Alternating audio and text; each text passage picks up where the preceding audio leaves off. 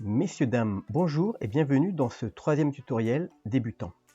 Aujourd'hui, je voudrais aborder avec vous, je vais reprendre, c'est-à-dire, je voudrais vous montrer comment on est passé de ça à une tortue texturée. Dans le dernier atelier sur la tortue, j'avais fait le dépliage UV de cette tortue et je vous avais montré comment comment nous allons déplier l'objet pour ensuite pouvoir le peindre. Et j'avais abordé très rapidement les outils de peinture. Alors, après avoir regardé l'atelier, je me suis dit, mais là, j'en montre pas assez. C'est-à-dire que j'ai utilisé quelques outils de base au niveau de mon painting. Je vais vous montrer ce que j'avais utilisé. Alors, vous pouvez aller revoir le tutoriel pour ceux qui ne l'ont pas vu. Hein. Donc, j'avais utilisé quelques outils de base ici. J'avais utilisé une texture pour faire les petits grillages là. C'était une texture de grillage d'ailleurs qui m'a servi à faire les petites écailles. Et ensuite, j'avais peint à la main, toujours avec mon pinceau, en couleur blanche. Et j'avais peint ici, en diminuant la taille du pinceau, hop, j'avais peint à la main. J'ai terminé comme ça en fait, en peignant à la main mes petits carreaux. Et ensuite, lorsqu'on va paramétrer la texture, ça c'est le tutoriel qui va venir prochainement, lorsqu'on fait le paramétrage de nos matériaux, eh bien on va assigner du bump map, comme ça, comme on voit ici, on voit les épaisseurs qui sont faites avec le blanc et les creux qui se font tout seuls avec les parties sombres. Donc moi ce que je voudrais voir aujourd'hui, c'est au niveau débutant, savoir utiliser les outils de base pour peindre. Donc là, ça, ce sera le prochain tutoriel, donc, mais non débutant. Et moi, je vais commencer un fichier tout neuf. Voilà. Donc, on a un cube. Et je vais faire un petit truc un tout petit peu plus compliqué qu'un cube. Je prends ce cube, je rentre en mode édition avec la touche tabulation. Je vais réactiver mes raccourcis clavier. Hop, je vais les poser tout en haut. Ici. Mes raccourcis clavier. Comme ça, vous voyez mes raccourcis à l'écran. Donc, on va prendre ce cube. On rentre en mode édition, touche tab, ou ici, en mode objet, mode édition. Je vais passer en mode sélection ici, par face. Je clique. Et je vais juste rajouter une deuxième coupe. Voilà. Je vais faire ça. Donc, je vais ramollir le tout avec une subdivision de surface. Vous pouvez aller voir le tutoriel juste précédent sur la subdivision de surface. Je vais lisser avec un clic droit en mode objet. Je vais lisser mon objet. Et maintenant, je vais le déplier très rapidement. Donc regardez, alors ceux qui n'ont pas vu le tutoriel sur le dépliage UV, vous pouvez aller le voir, c'est le chapitre précédent au niveau non débutant. Mais là, je vais le faire très rapidement. Donc on va le couper en fait, comme si on avait cet objet, qu'on allait le découper pour le déplier. Donc on appelle ça un dépliage UV.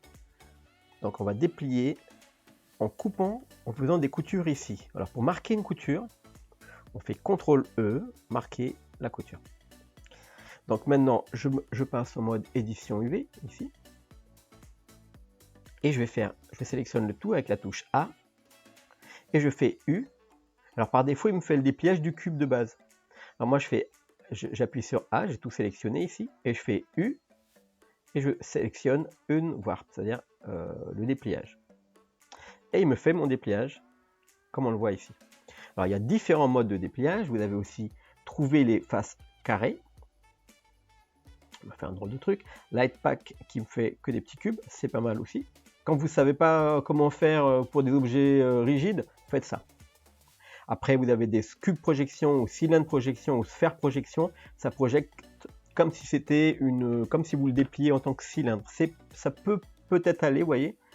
Ça peut faire des trucs sympas. Mais si vous l'avez découpé vous-même au niveau des coutures, et que vous avez vous-même, hop mince, CTRL Z, et que vous avez vous-même appuyé sur CTRL E, hein. Il ne faut pas lâcher le CTRL. Hein.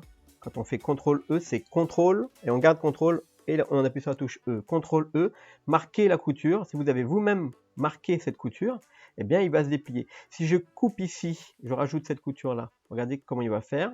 CTRL E, donc maintien CTRL et on appuie sur E et on va recréer donc une autre couture ici. Eh bien il va l'ouvrir comme ça et il va l'ouvrir comme ça. On va voir U, dépliage. Bien sûr, il faut tout prendre. U, dépliage. Hop, vous voyez. Alors, pour les plus... ceux qui aiment la précision, alors ici, on va pouvoir mettre... Donc ici, on peut mettre des pins, donc avec la touche P. On va mettre des pins à tout ça. Et on va maintenant déplacer ici en mode UV. On le met en mode Live Unwarp, ici. Et quand je vais déplacer un pins, il me fait le dépliage au fur et à mesure. Donc là, par exemple, on peut faire comme ça. Voilà.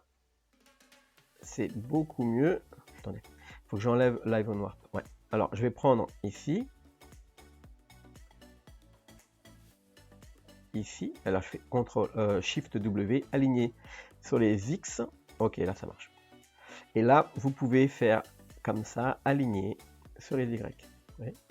Alors, ceux qui veulent... alors, si vous faites ça, ça va bien. Par exemple, si vous avez des motifs après en bois ou autre, et que vous devez bien les plaquer, en fait, bon, c'est la meilleure méthode, c'est de bien tout aligner les textures pour que ce soit nickel. Et là, hop, on va aligner sur les X, et là, on va aligner sur les X.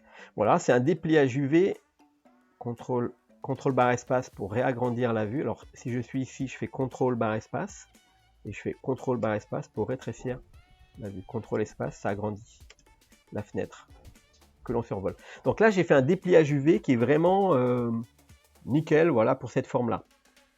Et maintenant, on va passer ici en mode Texture Paint. En mode Texture Paint, vous voyez, hop. Là, il tient compte, vous voyez, le mode Texture Paint tient compte ici de ma subdivision de surface. Vous voyez, le dépliage, il a rajouté des faces et il a fait les arrondis. Donc, maintenant, je suis en mode Texture Paint. J'aurai une fenêtre ici sur la... Ici, là. Si j'appuie sur la touche N, je fais apparaître mon panneau numérique. Hein, et la touche T ici, je fais apparaître ou disparaître mes outils de peinture. Donc là, la touche N, je vais aller dans Tools, les Tools, pardon, Tools, outils. Alors, ici, j'ai l'outil actif, c'est Fill, donc remplir. Hein, je vais prendre peindre ici. Hein. L'outil. Ok, on va ajouter une texture maintenant, une texture de une couche de couleur. Parce qu'on peut ajouter une couche qui va influencer la couleur, une couche qui va influencer la brillance, une couche qui va influencer la dureté de la brillance, comment va s'étaler ou pas cette brillance, le métallique, c'est-à-dire comment va être influencé la dureté des reflets métalliques ou non. Donc on va prendre déjà base color et on va lui donner une couleur gris. Par défaut, tout ce qu'il y a, c'est pas mal. On fait OK. Donc à partir de maintenant, je remets mon petit panneau là. Si je veux voir apparaître sur la gauche ce que je suis en train de peindre, je dois recliquer ici sur base color. Voilà, là ça actualise. Je vais rétrécir. Voilà, là maintenant si je peins ici, eh bien ça peint ici. Vous voyez, CTRL Z. Et si je peins bien sûr ici, ben, ça peint ici. Ça permet de voir d'ailleurs que c'est un petit peu de travers, mais c'est pas grave. Alors maintenant le F, donc ça fait agrandir ou pas la taille. Voilà. Et alors si je mets tout fin. Et le Shift F va me donner plus ou moins de puissance. Alors c'est moins puissant, vous voyez. Alors là c'est quasiment, on le voit quasiment pas. Il faut le passer plusieurs fois pour qu'on le voit quasiment. Et là, Shift F, vous mettez maximum, donc c'est à l'extérieur, comme ça, c'est 1. Et là, bon, forcément, on le voit bien. Alors, on va dire qu'on veut faire justement la même texture que la tortue. Alors, on va chercher d'abord ici une texture. Quand je regarde ici dans mes textures, ben, j'en ai pas.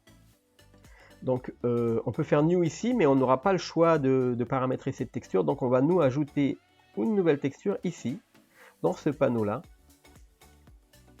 D'accord? Et cette nouvelle texture, donc, ça va être une brosse. Donc, on va ajouter une nouvelle brosse, New. Et on va aller chercher dans Open. On avait paramétré Blender pour qu'il aille directement dans mes textures. Ça, c'est dans le tutoriel 1 débutant. Voilà, vous pouvez aller le voir. Et nous, on va aller chercher ici une texture de brosse. Donc, je vais la reprendre. Et si maintenant, alors je fais F, vous voyez, et je vais peindre, eh bien, ça peint avec cette texture. Alors, ce qu'il faut faire attention quand on peint comme ça avec la brosse, c'est de ne pas aller dans les coins, parce que si vous peignez comme ça, en fait, vous peignez dans le sens où vous voyez. Donc là, ça fait, vous voyez, par là, et ça peint pas derrière, d'ailleurs. Et là, c'est tout étiré, tout ça. Donc, ce qu'il faut faire, c'est tourner votre pièce au fur et à mesure. Voilà. Donc, je vais faire comme si donc, je peignais ma petite tortue. Donc, je fais une partie des écailles. Et je vais faire ici plus petit, par exemple. Eh bien, je zoome en avant, eh bien, ça fait plus petit.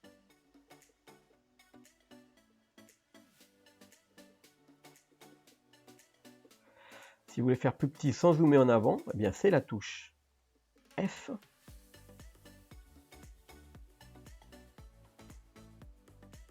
Qui va rétrécir donc la taille de votre poste.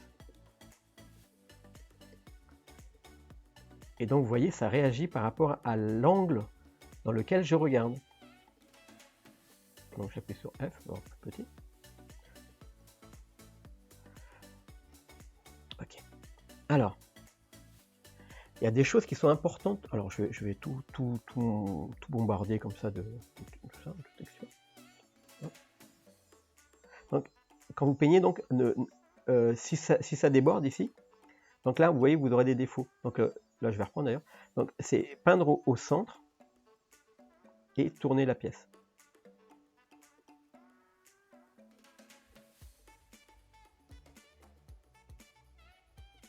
Voilà. Ok, donc.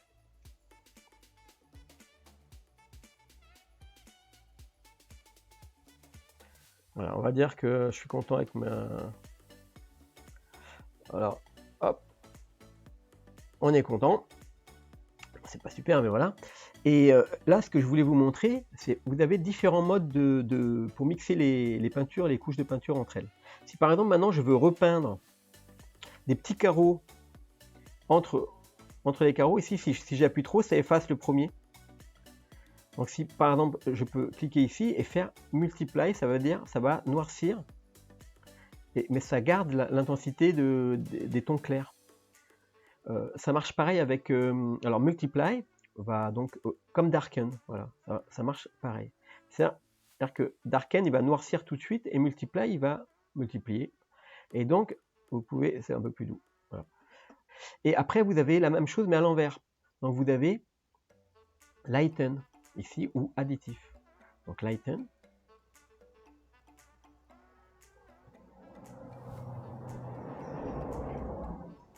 Donc, par exemple, lighten ne va ajouter des petits points que là où il y a déjà du blanc dans la lumière. Il va éclaircir. Et vous avez additif, alors lui, il va rajouter partout, mais il va toujours ajouter en plus. Alors c'est comme ça que j'ai fait les détails de ma tortue, aux endroits où je voulais que ça peigne sans refaire les bords. Si j'enlève ici la texture, hop, j'ai de nouveau mon pinceau rond. Et vous voyez, avec Add ou Lighten. Lighten, c'est peut-être mieux parce qu'il va, voilà, il va éclaircir de manière douce. En même temps, si vous faites ça, hop, voilà. Et après, ça n'empêche pas de prendre ici un multiply ou un normal et de faire F pour rétrécir et de marquer encore avec du noir. Hein. Alors, si vous faites CTRL, ça fait l'inverse, enfin, ça fait le côté sombre. Donc sans le CTRL, c'est vers le blanc, et avec CTRL, c'est vers le côté sombre. Donc là, je suis dans Multiply. Si j'avais pris un mix, alors ça va faire du blanc, et CTRL va faire du noir. Voilà. Donc là, je fais CTRL, je fais par exemple ici. Si vous avez une tablette graphique, vous pouvez cliquer ici pour la pression. Donc quand vous faites fin, c'est petit, hein, c'est tout fin, et quand vous faites fort, ça fait plus épais. Donc, on peut faire, donc, comme on disait, à la main. Et ensuite, vous avez différents outils qui sont assez intéressants. Parce que, par exemple, si vous aviez trouvé cette petite chose-là, ici, intéressante, vous pouvez la recopier avec l'outil clone. L'outil clone, donc il est là, ça va faire que si je prends ce petit carreau-là, je vais le refaire ici, je fais CTRL ici, je clique, ça garde le curseur dessus, et si, alors je vais agrandir, F, et si je vais peindre ici, il va recloner celui-là ici. Hop.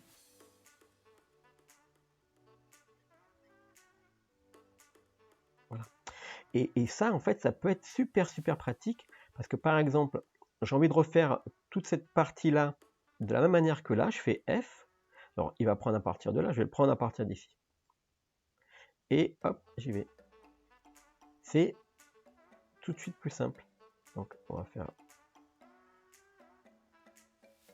Ah oui. Du coup, faut faire attention parce qu'il prend aussi par rapport à la vue. Hein. Hop. Donc là, je suis en quoi? En clone. Ah oui, la force, faut la mettre au maximum si vous voulez remplacer directement ce qui est dessiné par le mode clone. Et là, on va cloner ici.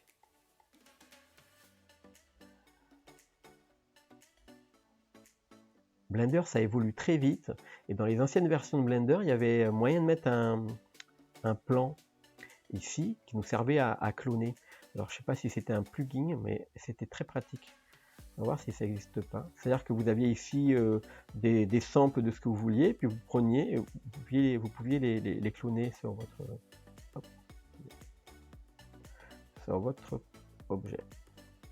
Bon, là, je vais enlever le mode clone, je me remets ma texture, vous cliquez dessus, vous allez la retrouver. Et voilà. Ok. Donc voilà, moi ce que je voulais vous montrer aujourd'hui, c'est ça. C'est-à-dire que on peut donc se servir de quelques outils ici, et par exemple, s'il y a des choses qui vont pas bien comme ce petit truc-là, on peut aussi l'adoucir. Adouci. Et on peut aussi ici mettre comme si vous mettiez le doigt pour barbouiller. Donc on va barbouiller quelque chose là. Par exemple, on va barbouiller ici. Alors j'appuie sur F pour pas trop en faire. Et là, je vais barbouiller un peu par là. Et je barbouille un petit peu comme ça. Alors on peut peindre un petit point en noir ici, pardon, avec CTRL ici. Et on va ensuite barbouiller, pourquoi pas, pour l'étirer un petit peu. Voilà, surtout si vous n'avez pas de tablette graphique, vous pouvez faire ce genre de petits trucs là pour adoucir un peu les formes de vos coups de pinceau. Donc voilà, alors on a donc ici l'outil peindre, ici l'outil flou, ici l'outil pour étaler, ici l'outil clone, ici bien comme le pinceau, le pot de peinture que vous allez renverser. Ok, donc vous le ferez ici plutôt, hein, dans cette fenêtre là, le pot de peinture. Et ça, alors ça c'est il s'appelle, on va voir le nom tout de suite, masque. Ah oui, alors le mot de masque c'est pour masquer, ensuite vous pouvez peindre tout autour sauf dans le masque. Voilà, alors voilà, je voulais faire juste le tour de ça aujourd'hui, des outils qui sont disponibles pour peindre. Et donc, en changeant ici vos textures, vous pouvez aller faire par exemple une nouvelle texture. Hop, je fais add, hein, je vais ajouter une texture ici. C'est où ça? Bon, on enlève celle-là, on ajoute une autre, plus. Et on va chercher ici, soit une texture image, soit vous prenez une texture procédurale, parce que Blender, on en a pas mal. Donc, par exemple, vous avez Magic, ici, ou alors vous avez Cloud, ici. Et tout ça, ça peut vous servir à peindre. Donc, si vous êtes dans les paramètres du Cloud avec Color Ramp, par exemple, activer, je vais baisser ça. Ben, Color Ramp permet ici de faire beaucoup plus de contraste. Voilà, par exemple. Alors, je vais ajouter, par exemple, moi, une petite couche de Cloud par-dessus.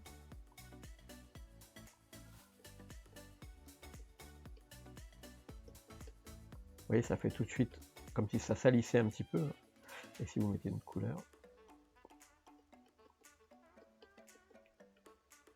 ça permet de pas avoir un truc trop uniforme aussi.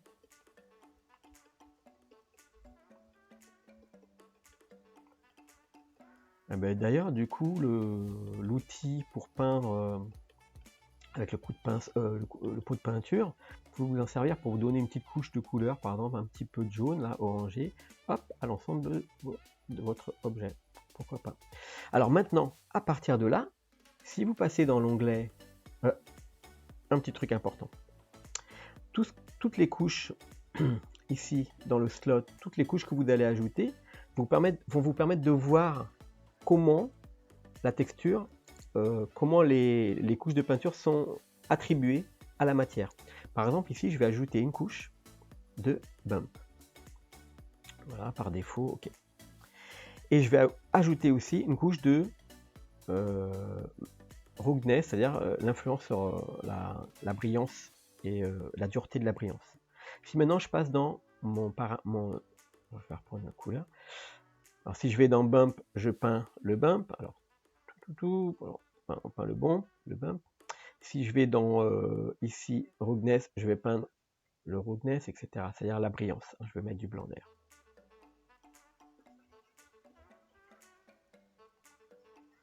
Voilà, voilà.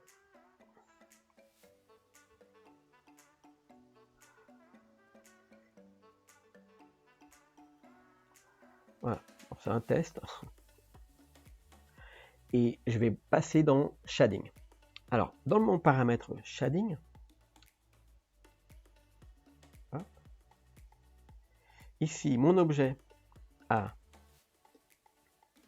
alors ça c'est la matière de base, dans laquelle sont organisées les différentes couches qui vont rentrer dedans. Et là, vous avez ici en bas, je vais zoomer, dans le paramètre normal, les normales des faces, c'est-à-dire les élévations par rapport à la parallèle des faces, au perpendiculaire, pardon. Donc on appelle ça les normales. Donc ici vous avez la couche bump qui va agir. Ici, hop, vous avez donc le truc qui s'appelle test qui interagit avec. J'augmente un peu. Oui, vous avez ça. Si je reviens dans le painting, vous allez voir, dans le painting, je remets dans bump et je vais faire un peu plus. Je vais faire d'ailleurs, je vais mettre plus de contraste ici.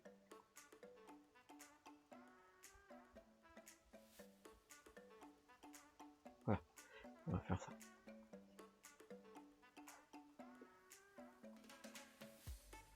Vous aurez des creux qui vont s'afficher là où c'est sombre, et vous aurez des parties blanches qui vont s'afficher là où c'est blanc. Et là, par exemple, je vais mettre du additif pour faire bien blanc ici. Hop. Ici, je peux même inverser. Voilà, pour avoir le truc inverse, mais c'est juste pour montrer qu'on voit la réaction du bump, voilà, sur l'objet. Alors, je repasse ici en shading. Alors, on voit tout de suite la réaction, le bump, ce que ça a fait. Et bien sûr, on va baisser un peu, parce qu'il ne faut pas laisser comme ça, c'est trop. Avec le bouton Shift appuyé, on va tout doucement pouvoir bouger les paramètres.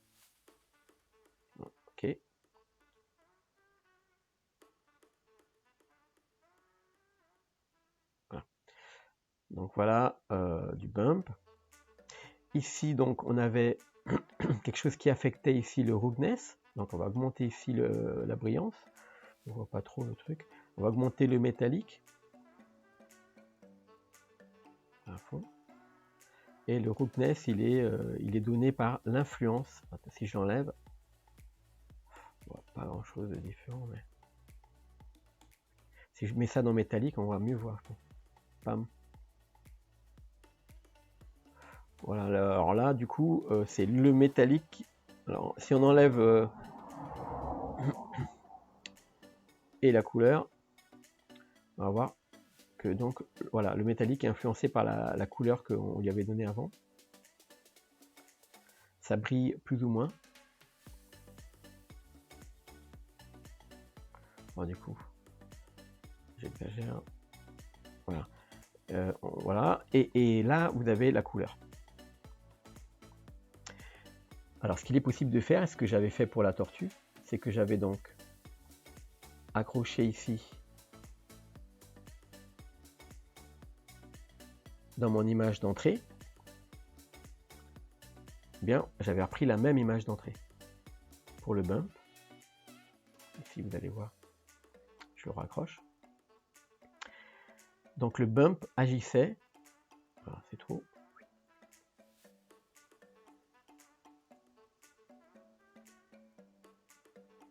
Donc là, hop, il agit donc sur le. Voilà. Et on peut faire la même chose, c'est-à-dire que la couleur, cette couleur va activer ou pas le fait que ce soit métallique, donc qui renvoie les brillances de notre environnement à partir du blanc. Et pourquoi pas aussi sur la dureté de ce métallique. Alors, si vous n'avez pas trop de... Alors, c'est déjà pas mal. Si vous... On peut les enlever, les autres. Si vous voyez que ça n'affecte pas assez fort, eh bien, vous pouvez ajouter une couche, là, ici, un node, qui va s'appeler Color Ramp. On l'a utilisé, on l'utilise partout. Alors, hop. Et le Color Ramp, on va aller voir, il va amplifier. Donc, c'est comme si vous mettiez un contraste énorme entre les entrées. Donc là, pareil, le métallique, plutôt qu'il soit partout, je vais lui faire qu'il soit affecté par la même couleur, mais avec le colorant.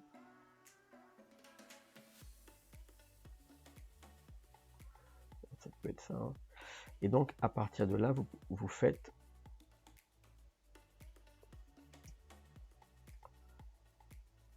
voilà, vous faites la matière vraiment comme vous avez envie de que ça soit. Hein. Et là, c'est comme ça que ça fonctionne, c'est-à-dire que vous avez les couleurs que vous avez fait qui vont affecter la base de la couleur, ici, et ensuite qui peuvent affecter tous les paramètres de notre matière. Alors, on est dans Eevee, et on a quelques petits paramètres dont on a la possibilité. Par exemple, le subsurface va affecter un petit peu la translucence, la translucidité lorsque vous avez une lumière qui arrive derrière, voilà, derrière les objets. Comme par exemple, ici je vais prendre une lumière, je regarde, hop, je prends ma lumière, je la passe derrière, regardez ce qui se passe. Hop, elle est où ma lumière ?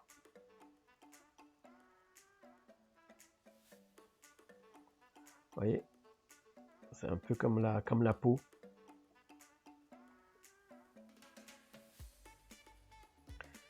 Voilà. Elle n'est pas passée derrière, elle est passée carrément dedans. Mais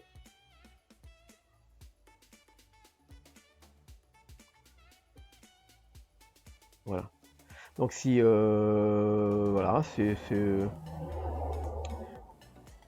j'espère que ce tutoriel, quand même débutant, mais quand même qui vous a montré pas mal de concepts. J'espère que ce tutoriel vous a intéressé, qu'il vous a plu. et qui va vous permettre d'aller plus loin avec Blender, en attendant de continuer avec notre petite tortue, la petite tortulute, que vous retrouverez la semaine prochaine. Je vous remercie de m'avoir suivi. N'hésitez pas à liker, abonnez-vous, laissez des commentaires parce que ça fait plaisir. Et voilà, à la prochaine.